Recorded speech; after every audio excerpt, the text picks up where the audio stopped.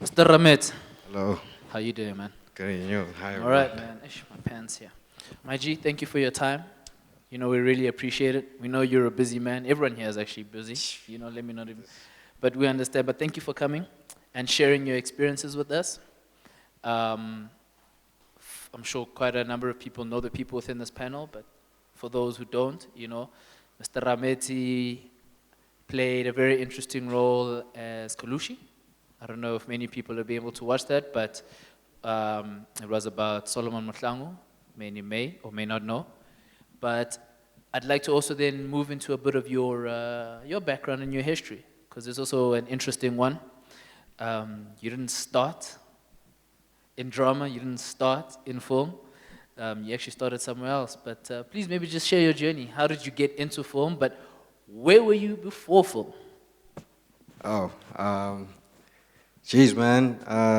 Firstly, I just want to say the stories on this panel are so lit.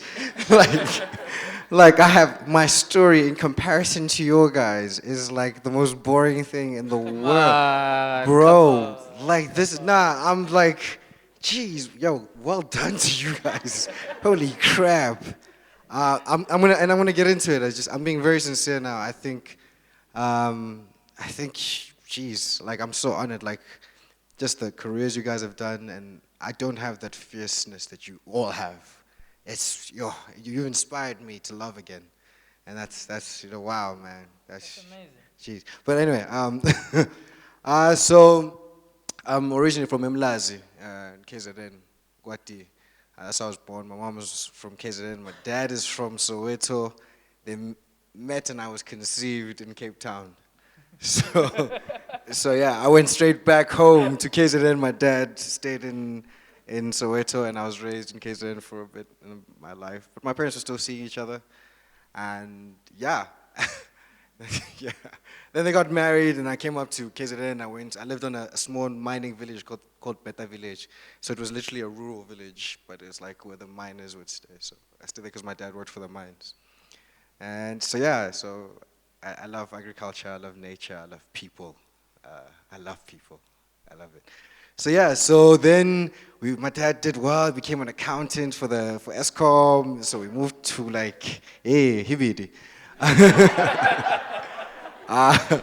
We moved to a place called Kempton Park, the East Rand, man. Shout out. Sure, shout out to the East. And now I went to a primary school there after like going around traveling a lot, and this girl, they went to go watch Aladdin, this movie called Aladdin, the Disney Aladdin.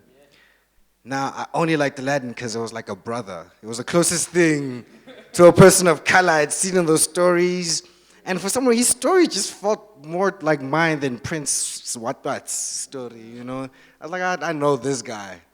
And so I'd seen the movie before on TV, but we didn't have a cassette player. We didn't have, so that was the last time I ever saw it. This girl at school's like, she's gonna go watch Aladdin. I'm like, no, you lying. Where? They're like, after school at the library. And I'm supposed to go home. I'm like, screw this, I wanna go see this movie. And I go watch the movie, and I'm like, yes, that was awesome. And then I leave, and I'm like, yo, why did we watch this movie? They're like, no, they're doing a play. So they want us to see the movie so you can see the play we're doing. So I'm like, what's a play? I was like, you could get in the movie and be Aladdin. I'm like, what? I could be Aladdin? You could be Aladdin. And I auditioned and I didn't get it. They gave it to this pretty boy called Itumeleng Olifant. He's still pretty now. He's still pretty now. I hate him. He's such a nice guy too. It's the worst.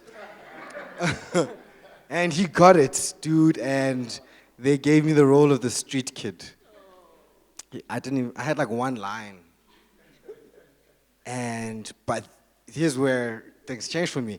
I didn't know how to act, I didn't understand anything about it, but they gave us all songs to learn. So even though I was just a street kid, I had that one line, we had to learn the songs. I was the only kid who knew every single song. I thought that's what you were supposed to do. So because I knew all the songs, like, okay, we'll give you another role, yeah, another here. And then, yeah, I won Most Improved Actor from that play, in this award. And then I didn't act for a long time, but I had it in my heart, in my soul. High school didn't really have drama. The one I went to, Northern Park High.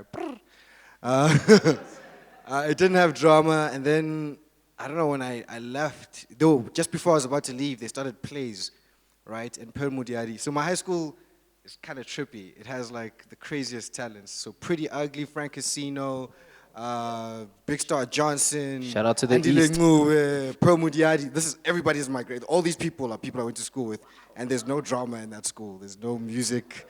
There's no budget for anything but soccer and cricket. Like, that's it. But yeah, so I wrote a play. I wrote it with Pearl. Well, Pearl didn't write anything, but they made me put her name on it, the fact that she wrote it. But I wrote it for her. I put her as the lead, and then I starred as the lead, and it came back this thing, man. It was like, oh, what up? And so I went. It was time to go to varsity.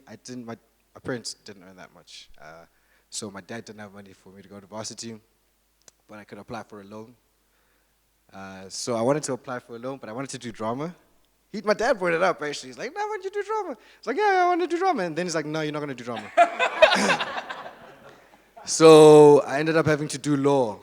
But I paid off my own student loan. So he was only willing to sign surety on the loan for what I was going to study, for something he agreed on. So I was still paying off the loan, but I had no way of going further without that. So yeah, so I studied law for 3 years. And then there's this girl called Linda when I was in high school. Linda, I've known her since primary school. And she just saw me grow from primary school to high school. And even in high school, she said to me, Tsotsi won the Oscar. I was in English class. Tsotsi won the Oscar. I wasn't acting. But she had known me since primary. She knew I had that thing. Tsotsi had won the Oscar. And Linda just turned around. She's like, Thabo, Tsotsi won the Oscar yesterday. Did you see that? I'm like, yeah, that was dope. He's like, you're going to win one. I prayed for you. So I was like, I'm not religious at all. I'm none of that stuff. But she just looked at me. She said, I prayed for you. You're going to win one. I was like, it wasn't a dream. I never thought of that. Okay. Years later, I'm in varsity. I go through a horrible heartbreak, like a very horrible heartbreak with someone I really cared about. And so I'm in this dark place, and then Linda just calls me and says, hey, dude, you got to audition for this thing. It's happening next year, though, but you have to audition, and I'm going to call you to remind you. I'm like, all right, whatever. Like, just go, whatever. So next year, literally a week before, she calls me. Like, this is like maybe 6 months later. She calls me. She's like, yo, remember that thing? Go do it. So I'm like, all right, fuck. And I go, sorry my language. So I go and I audition. And so these shows that they had, before you go to TV, you go through like 6 or 7 judges. Back then, I don't know now. So it was a show called Class Act. You guys won't know. Some of you might know, but yeah.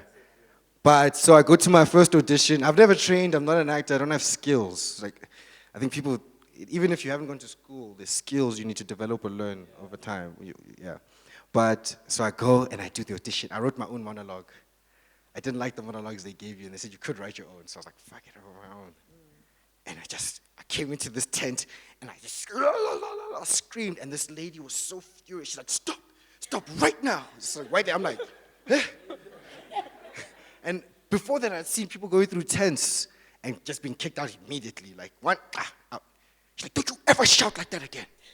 Don't you shout. You respect your audience. She just go, I'm like, I don't know what. She's like, wait, like, do it again. Hey. So I'm like, Stop it, I like it. okay. And I do it 11 times. She's like, no, get to this. And she's like so harsh to me. It's so abusive. It was brutal. It was and I'm just being torn down, but I keep doing it. And then so on the 11th time, I do the fucking scene, and I'm like, fuck you, lady. Fuck you. And I'm done. And then she's like, okay. She looks at me, she's like, Janine, come through. And she calls Janine, she's like, now do it again. And I do it. And they say, you can leave now. I got a call the next day saying you're into the top 10 of the whole thing. Wow. And there was 4,000 guys in line with me. I was 4,065. And so I go on the show and I do an audition in front of Munili, Rabulana, Tandeka, Mutatu, and Kenneth Ngosi is the host. And yeah, they tell me I look too young, too weird. They confirm everything I've ever feared about myself. And they were right, And this lady called Muni is like, he'll never make it. But this one guy, Tandega, was like, yeah, I know, there's something, I don't know what the So they put me in the top 10, but I'm in the top 10 and all the guys look like this guy. Like Music Lives, Dumum Charlie, Danny Ross. They're like, and this is like top, like they're trying to create an action movie star from the show. I'm tiny, I'm like 65 kilograms, I'm the shortest guy there. Man, the guy, I walk in there and I'm like, yo, what rugby team do you guys play for? And I auditioned and they all had experience. I was like the youngest, basically, you know. They all had years of, these guys were like, I was 21 at the time, the average age was 27 to like 30. Sure. So that was the gap. I was so bad. When I got in, man, I was so bad. The director told me, the guy Tim Green, I was in the bottom 3 every single day. I never told my parents where I was going. I just left the house and said I'll be gone for 2 months. They didn't ask me where. Wild. I was like, I'm gone. That's wild. So they didn't know that I was on the show. They knew nothing, and then they just heard. I'm still like that. It's not my thing. Like, it's just work, you know? So I did my thing there, and then they kept asking me, where's your people? Like, because everyone had, Muzi had this crowd, like there was banners and posters. I had nobody. I was in the bottom 3. It was the last time. Terry Beto comes, because they give you like dope lectures. The first guy whoever taught us was Kalushi Lidija, and then it was, who's this, nothing just like Frisker, fantastic actor. Hakim K. Kazim. Yo, they just had amazing people, and then they brought Terry Beto. Now this is, so he had won the Oscar. Somebody prayed for me to Oscar. And the director can't get through to me. He can't explain acting. I'm doing too much. I look weird. They're telling me in front of thousands of millions of people how horrible I am every day. I had this, it was the first time social media was a thing, so we had to speak on Facebook. And it was the first time. And then this lady told me I should kill myself every single day. She's like, you wasted such an opportunity. You should just fucking kill yourself. You're so horrible. I'm not used to this, like, you know. And then, so that was the best thing that ever happened to me because I never cared about, this is going to sound horrible, what people think ever again. I didn't do it for the audience. That day I was like, if I'm doing this, I can't do it for the audience. So I never do things for the audience or for awards. But I never, and then it's the last time, Terry Peto comes and sees me and she's like, you're amazing. It's the first compliment I hear the whole time. I'm like, what do you mean? Like, I'm really bad. She's like, nah, you just have to let the words affect you. That's what she said. Yo. And I never said a word I didn't feel. I never pronounced something that I didn't completely understand.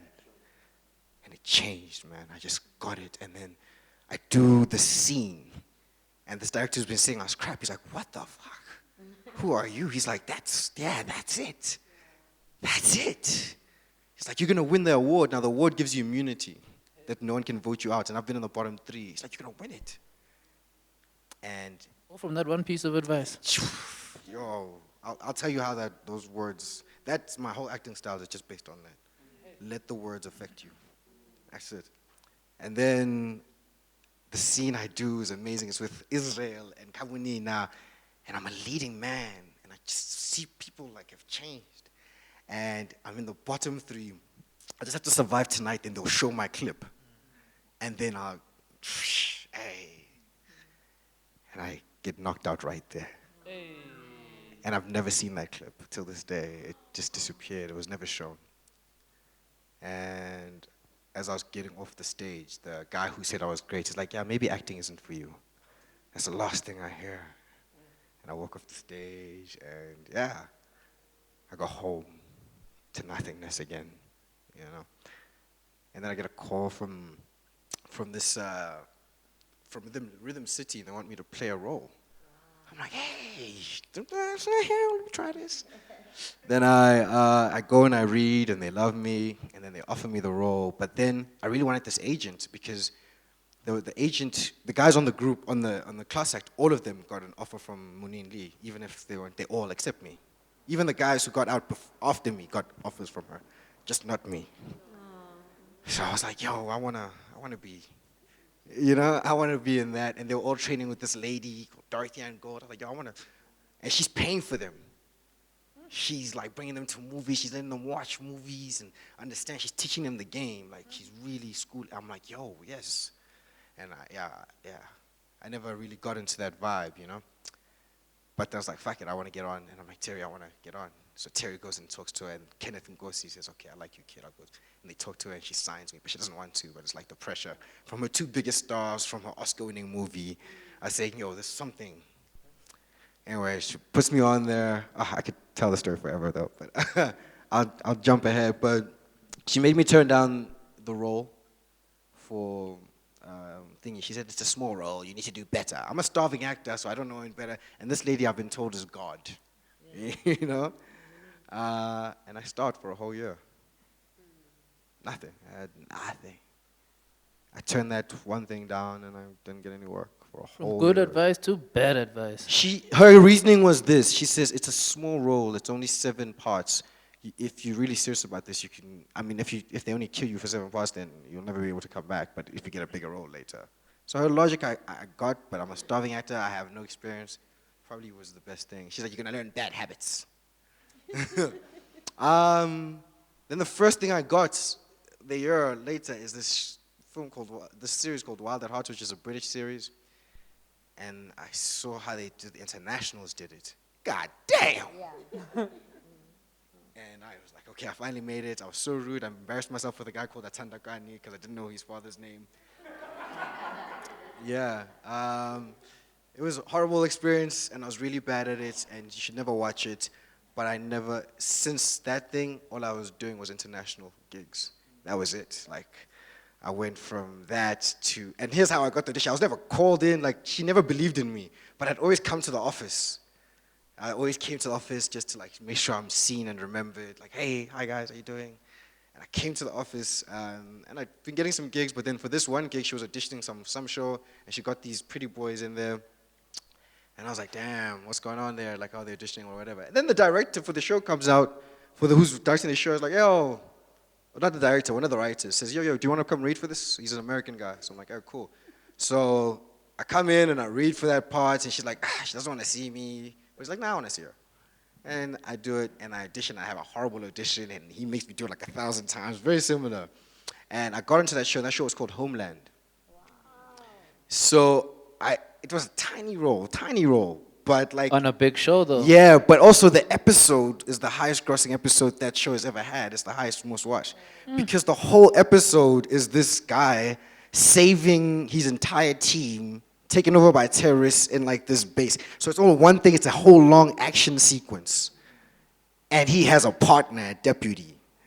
And they're only auditioning Americans and Brits, but Moon got her guys. She's like, nah, see one of my guys. And they picked me. The director doesn't want me, but the writers say, yeah, we want this guy. And they override the director. I get on set, UC doesn't want me. And then the lead from Homeland is there, these guys, they're all there. They're like, hey, what's up? And they're like all British guys, yeah? but they got talking American accents, like right afterwards. So you just hear this, like, yeah, I totally understand that. I'm like, what's going on? I'm like, what? I've never done an American accent, so I'm like, okay, you know what? If I want to learn this accent, I just need to copy these people and just talk like them. The first time they're like, what are you doing? What's that you're doing with your voice when you're talking to me? I'm like, no, what are you, I don't know what you're talking about. Hold up. Sorry, I'm very, very, very Too long, sorry. hold up. No, But anyway, I became an actor and I did Kalushi and that was it. Sorry. Thank you.